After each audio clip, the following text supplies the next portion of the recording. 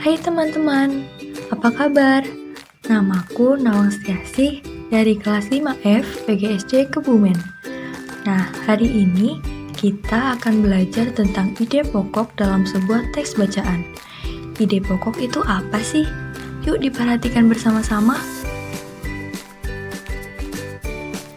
Bab 8. Sehatlah ragaku.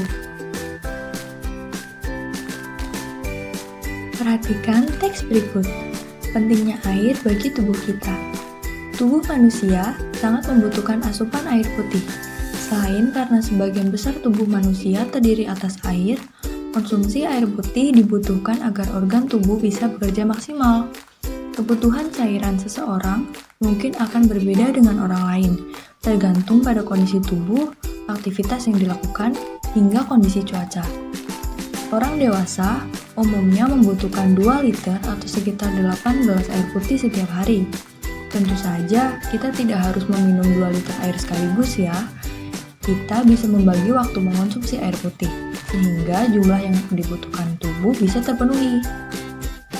Salah satu waktu terbaik untuk mengonsumsi segelas air putih adalah pada pagi hari atau saat bangun tidur. Selebihnya bisa dibagi setelah sarapan, makan siang, saat belajar, berolahraga, atau ketika rasa haus datang. Mengonsumsi air putih dalam jumlah yang cukup bermanfaat untuk menjaga kesehatan. Saat beraktivitas, tubuh mungkin akan kehilangan cairan. Jika cairan tubuh yang hilang terlalu banyak, akan membahayakan bagi tubuh.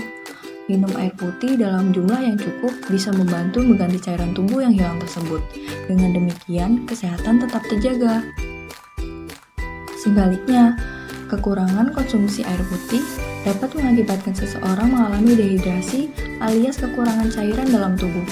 Dehidrasi dapat menimbulkan gejala berupa tubuh lemas, sakit kepala, sulit berkonsentrasi, bahkan dapat menyebabkan hilangnya kesadaran.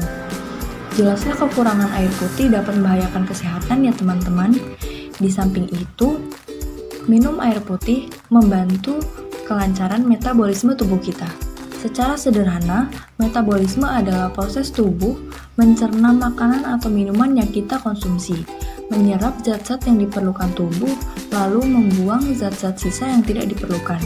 Sisa ini dikeluarkan melalui keringat, urin, atau feses. Proses ini akan lebih lancar jika kita mengonsumsi air putih dalam jumlah yang cukup. Teks tadi membahas tentang apa ya? Membahas tentang pentingnya air. Kok tahu? Taunya dari mana? Ide pokok itu apa sih? Dan bagaimana cara menentukan ide pokok? Nah, ide pokok adalah hal penting di dalam suatu paragraf. Ide pokok disebut juga kalimat utama. Di dalam sebuah kalimat biasanya hanya ditemukan satu ide pokok. Ide pokok akan memberikan informasi penting untuk para pembaca yang didukung oleh gagasan penjelas. Tapi ingat ya, kalimat pertama tidak sama dengan kalimat utama. Jadi jangan keliru ya. Selanjutnya adalah cara menemukan ide pokok. Yang pertama, membaca seluruh paragraf. Yang kedua, membaca setiap kalimat. Dan yang ketiga, memisahkan kalimat utama. Dan yang terakhir, menandai informasi-informasi penting.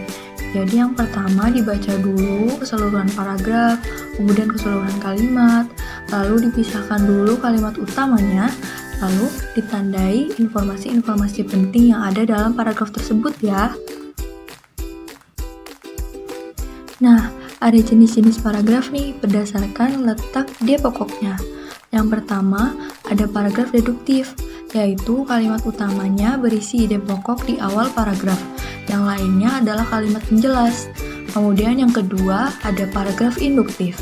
Kalimat penjelas, kalimat penjelas, kalimat penjelas, lalu baru kalimat utama yang berisi ide pokok. Jadi, pada paragraf induktif, kalimat utama yang berisi ide pokok itu berada di akhir paragraf. Nah, yang ketiga ada paragraf campuran. Paragraf campuran ini memiliki kalimat utama yang berisi ide pokok di awal dan juga di akhir paragraf tersebut. Jadi, kesimpulan dari pembelajaran kita hari ini, ide pokok adalah gagasan utama dalam sebuah paragraf. Kemudian, jenis-jenis paragraf berdasarkan ide pokoknya.